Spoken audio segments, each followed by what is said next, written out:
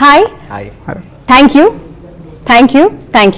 అంటే ఇన్నిసార్లు థ్యాంక్స్ జనరల్గా చెప్పమండి మొదట్లోనే, కాకపోతే ఈ సినిమా డిమాండ్ చేసింది కాబట్టి చెప్పాల్సి వస్తుంది. బేసిక్గా ఇంటర్వ్యూ మొత్తం అయిపోయిన తర్వాత లాస్ట్లో థ్యాంక్ యూ అని చెప్తాం, కానీ సో మన సినిమాకి మాత్రం ముందుగా థ్యాంక్ యూ చెప్తూ స్టార్ట్ చేయాలి. అండ్ ఈ ఇంటర్వ్యూలో కొన్ని ఎక్కువసార్లు థ్యాంక్స్ చెప్పుకోవాల్సిన అవసరం వస్తుంది అనుకుంటా. సో ఇప్పుడు మనస్ఫూర్తిగా thank you for giving us the interview. Dil Raju గారు చాలా హ్యాపీగా ఉన్నారు. అంటే మా చైతు గారిని ఇంట్రడ్యూస్ చేసింది మీరు, అండ్ అప్పటికి ఇప్పటికీ చైతు గారిలో ఏం డిఫరెన్స్ గమనించారు చెప్పండి? మాకంటే మాకు తెలుసు, అంటే మీరు పర్సనల్ గా ఇంకా బాగా దగ్గరగా ఉంటారు కాబట్టి you will know the proper difference.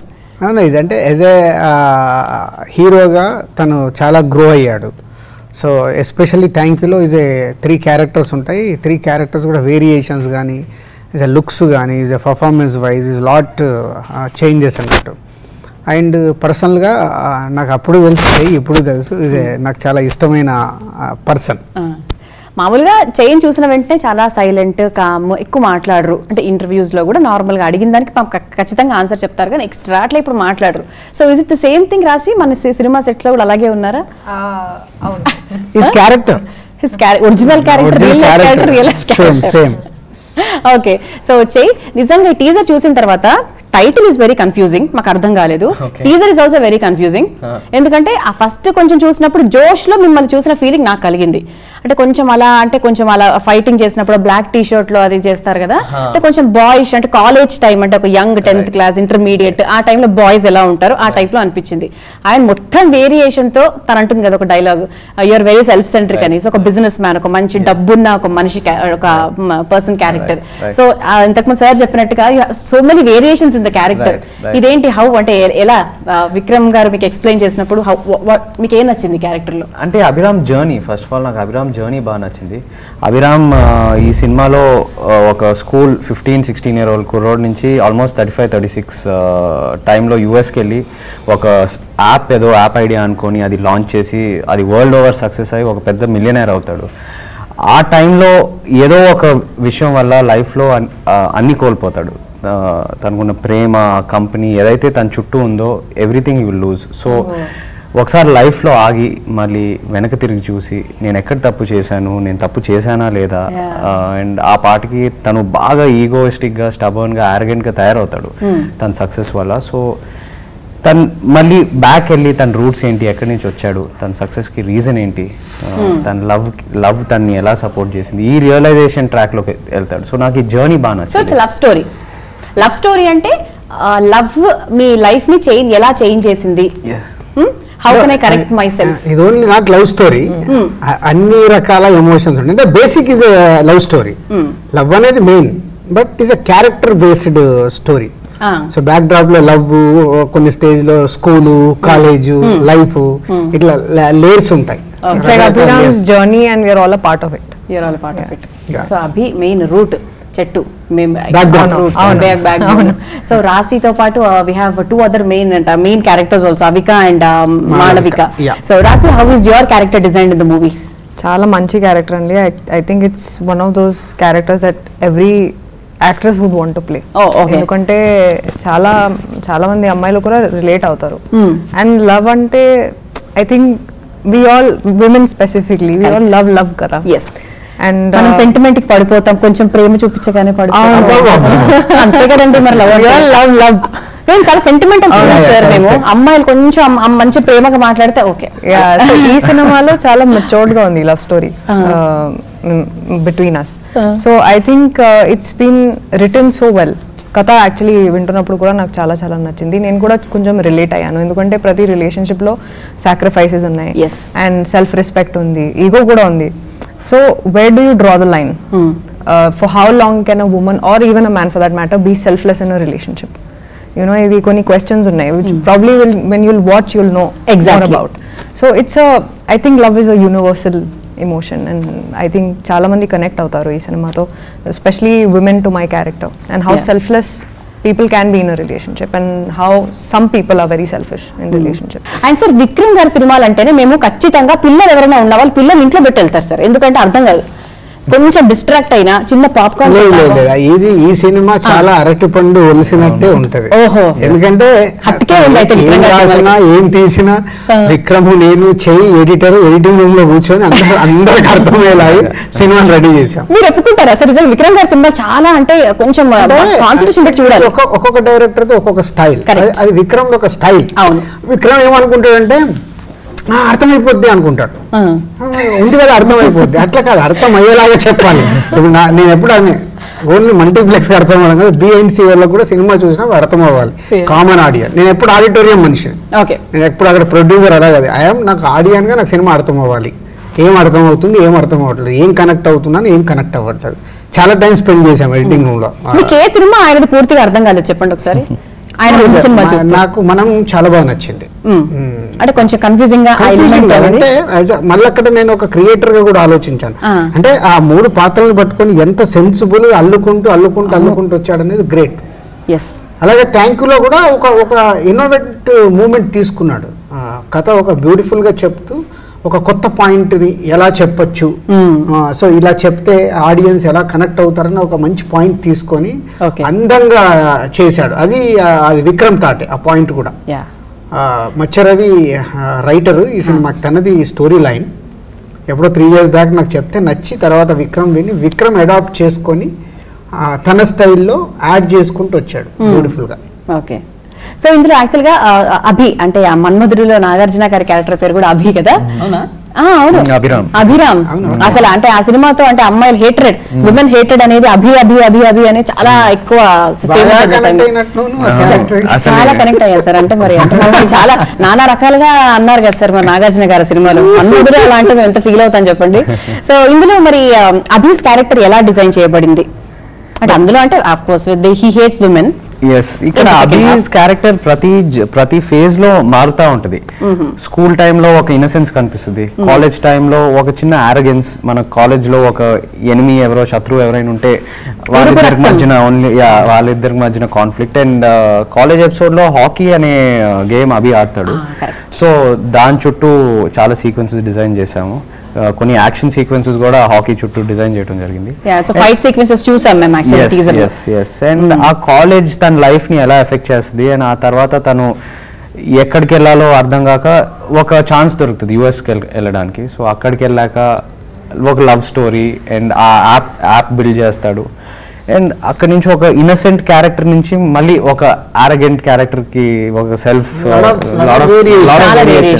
మనం లైఫ్ లో కూడా అలాగే జరుగుతూ ఉంటది కదా, ప్రతి స్టేజ్ లో మనం ఇవాల్వ్ అవుతూ ఉంటాము.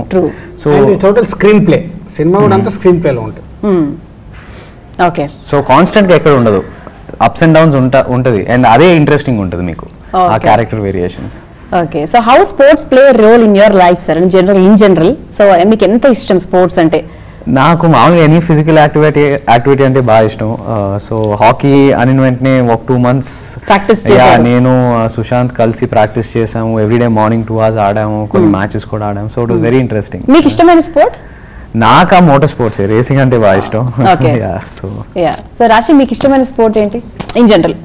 Hello, badminton. Same here. Raj గారు మీకు? Same badminton. బాగా ఆడతారు, స్మాష్ లెగ్ బాగా కొడతారా?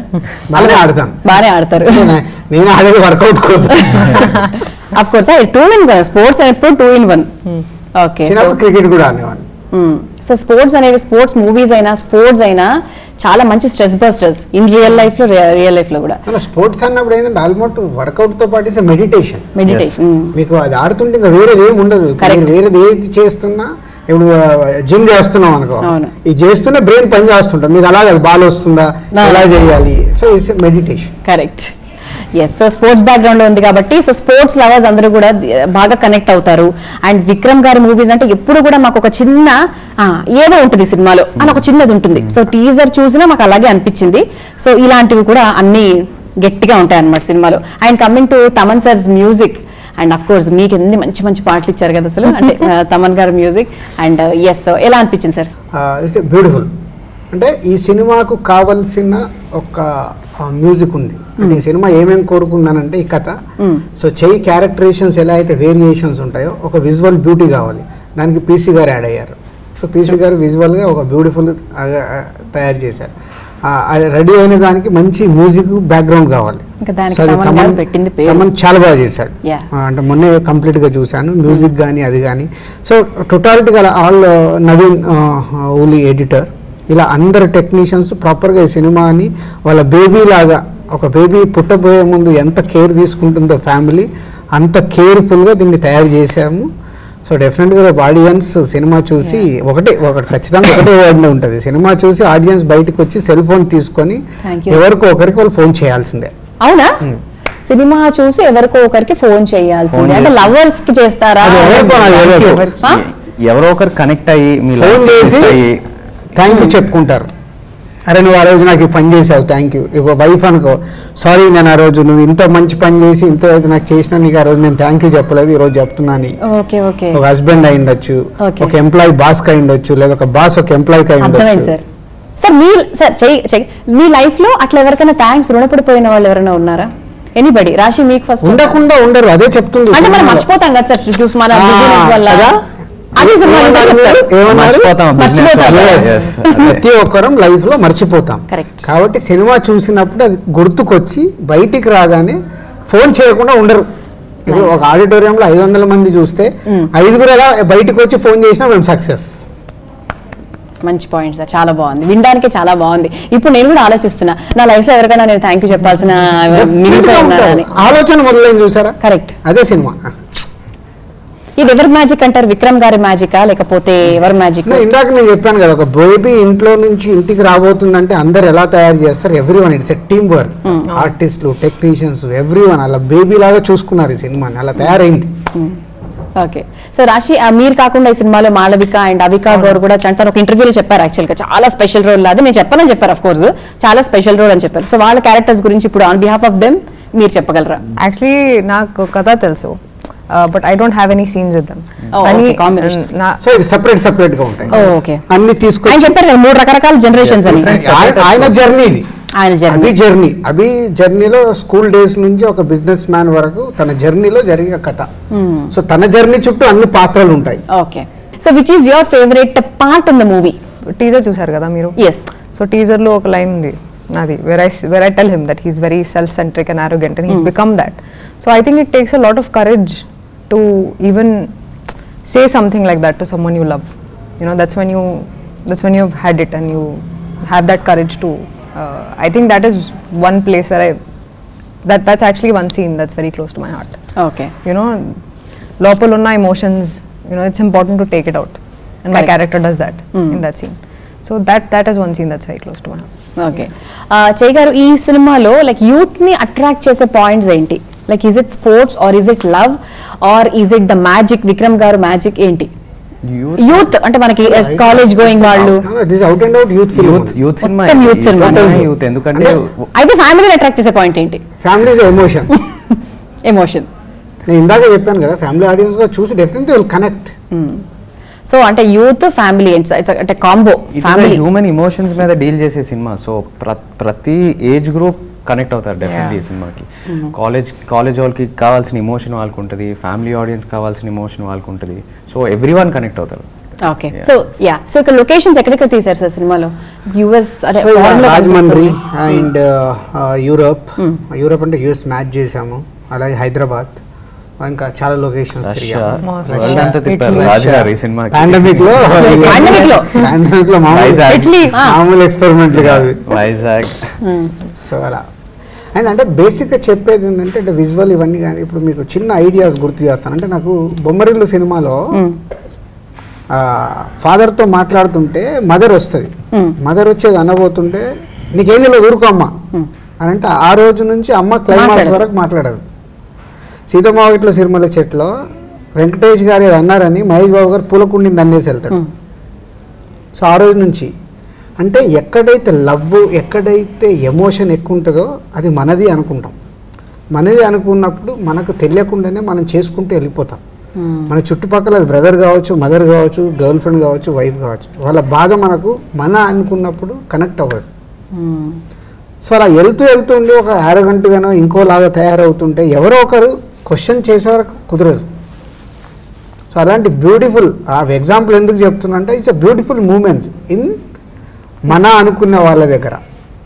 సో అభి క్యారెక్టర్కు అలా మన అనుకునే చుట్టూ అన్నీ ఉంటాయి, స్టెప్ బై స్టెప్లో ఉంటాడు. ఎప్పుడు తనకు అలా కనెక్ట్ అయ్యాడు, ఏం ఆలోచించాడు, ఏం చేశాడు అనేది సినిమా. అండ్ ఇందులో ఫైట్ సీక్వెన్సెస్ ఉన్నాయా కాలేజ్ కాలేజ్ ఎపిసోడ్ లో శర్వాతో ఉన్నాయి fight sequences, one action episode and ఒక హాకీ మ్యాచ్ కూడా ఉంటుంది. ఆ హాకీ మ్యాచ్ చుట్టూ ఒక యాక్షన్ టింజ్ కూడా ఉంటుంది. సో ఎస్, కాలేజ్ ఎపిసోడ్ లో you can expect. Okay, Vikram గారిలో ఏమైనా డిఫరెన్స్ చూసారా సార్? మనంలో ఇట్స్ లైక్ ఫ్యామిలీ గిఫ్ట్ ఇచ్చారు మీకు డెఫినెట్ గా కదా, it's memory for your family, lifetime memory. So అప్పటికి ఇప్పటికి విక్రమ్ గారిలో చేంజెస్ ఏం గమనించారు మీరు? విక్రమ్ పర్సనల్ లైఫ్ లో చాలా చేంజెస్ జరిగినాయి. పెళ్ళైంది, పిల్లలు పుట్టారు. సో ఆబ్వియస్లీ పెళ్ళైన తర్వాత మారుతారు కదా, మారారా ఏమన్నా ఆయన? డెఫినెట్లీ చాలా వరకు మారాడు. తన రైటింగ్ కూడా మారింది, సెన్సిటివ్ అయ్యాడు. తను మానిటర్ వెనకాల కూర్చుంటే ఒక్క చిన్న ఇమోషనల్ షాట్ వస్తే ఏడ్చేస్తాడు మన పర్ఫార్మెన్సెస్ కి. సో తను అంత సెన్సిటివ్ కదా, ఏడ్చేస్తాడు, నవ్వుతాడు గట్టిగా. So it's become much more sensitive. అయితే అసలు వి ఆర్ మిస్సింగ్ విక్రమ్ గారు హియర్. సో ఫైనల్లీ రాశి ఈ సినిమా తర్వాత లైక్ రాశి ఇంకోలాగా మాకు అనిపిస్తుందా? అంటే రాశి క్యారెక్టరైజేషన్ ప్రకారము ఇంతవరకు మీరు చాలా సినిమాలు చేశారు. సో ఈ సినిమా మిమ్మల్ని ఎలా చేంజ్ చేస్తుంది, మీ కెరీర్కి ఎలా యూజ్ అవుతుంది? I think definitely it's plus అండి ఇన్ మై కెరియర్. ఫస్ట్లీ ఎందుకంటే నేను ఆల్రెడీ చెప్పాను దట్ నాకు కథ నచ్చింది, క్యారెక్టర్ చాలా నచ్చింది, చాలా బాగా నచ్చింది. అన్నిట్లో తనే చెప్తున్నారు కథ నచ్చింది.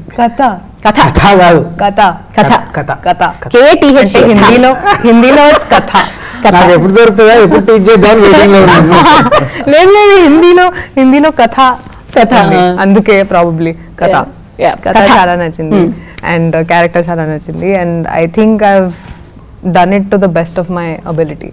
So if people connect to it, అమ్మాయిలు కనెక్ట్ అయితే definitely it will be a plus. Super. So మంచి మెమరీ చెప్పండి సార్ ఈ సినిమా షూటింగ్ టైంలో.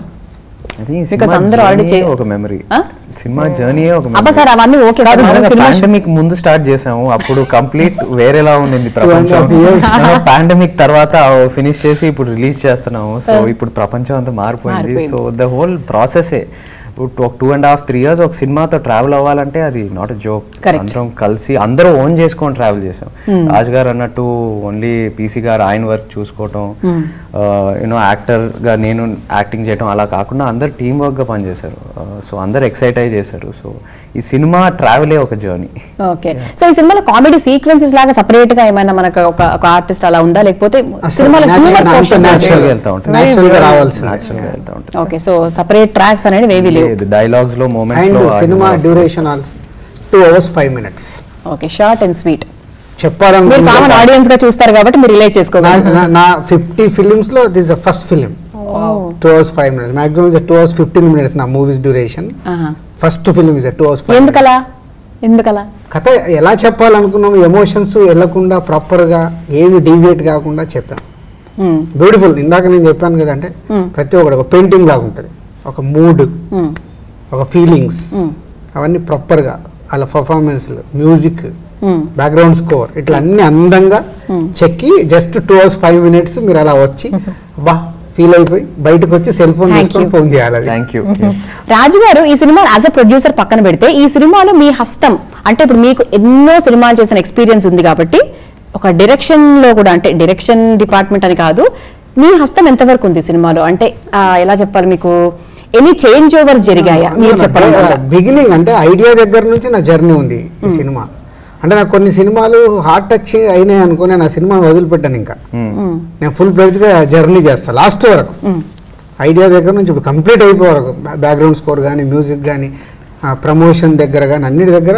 అవును సార్, మీ ప్రమోషన్స్ కి మాత్రం ప్రతి సినిమాకి సూపర్ గా వచ్చి హ్యాపీగా ప్రమోషన్స్ చేస్తారు. నేను ఫీల్ అవ్వాలి సినిమా చూస్తే, ఎస్ ఒక మంచి సినిమా తీసాము. కమర్షియల్ అయితే కమర్షియల్, ఫీల్ గుడ్ ఫిల్మ్ అయితే ఫీల్ గుడ్. నేను ఫీల్ అవుతే డెఫినెట్ బాగా మాట్లాడతాను. ఓకే, సో మీరు ఒక డెసిషన్ తీసుకుంటారు ఒక స్క్రిప్ట్ విన్నప్పుడు, మీరు ఇంకెవరిని అడగరు? ఫస్ట్ నా డెసిషన్, మీ మనసు. బట్ అందరు ఒపీనియన్స్ ఉంటాయి. అందరు ఫస్ట్ ఒపీనియన్ ఎవరిని అడుగుతారు? ఫస్ట్ నాదే. ఫస్ట్ కాదు, ఒక సెకండ్. ఇంకా అందరికి నరేషన్స్ ఇప్పిస్తాను. ఎవరిది ఫీడ్బ్యాక్ రైట్ రాంగ్ ఉన్నా అన్ని నోట్ చేసుకొని మళ్ళీ ఏది రైట్ రాంగ్ అని తీసుకుంటాను. మళ్ళీ నేను రీచెక్ చేసుకుంటాను. ఇది రైట్, ఇది ఓకే, ఇది పర్వాలేదులే, మేనేజబుల్, అట్లాంటివి తీసుకొని మళ్ళీ డైరెక్టర్ మేము కూర్చొని క్వశ్చన్స్ లాగా, డైరెక్టర్ నాకు ఫీడ్బ్యాక్ వచ్చింది ఒకసారి చెక్ చేసుకో, ఇస్తే మళ్ళీ డైరెక్ట్ దాన్ని అడాప్ట్ చేసుకున్నాము. పెద్ద జర్నీ లేదు, చెప్పుకుంటూ పోతే అదొక ఎపిసోడ్ అవుతుంది. చేయ గారు మీరు డెసిషన్స్ సొంతంగా తీసుకుంటారా లేకపోతే మీరు ఎవరైనా అడుగుతారా? ఫస్ట్ జడ్జ్మెంట్ ఎప్పుడు నా జడ్జ్మెంట్. ఏదైతే ఫస్ట్ టైం విన్నప్పుడు ఒక ఫీలింగ్ వస్తుంది, నేను ఆ ఫీలింగ్ నేను నమ్మెళ్తాను. అండ్ థ్యాంక్ యూ విన్నప్పుడు ఐ థింక్ నేను, రాజ్ గారు, విక్రమ్, రవి అందరం ఈక్వల్గా ఎక్సైట్ అయ్యి చేసిన ప్రాజెక్ట్ ఇది.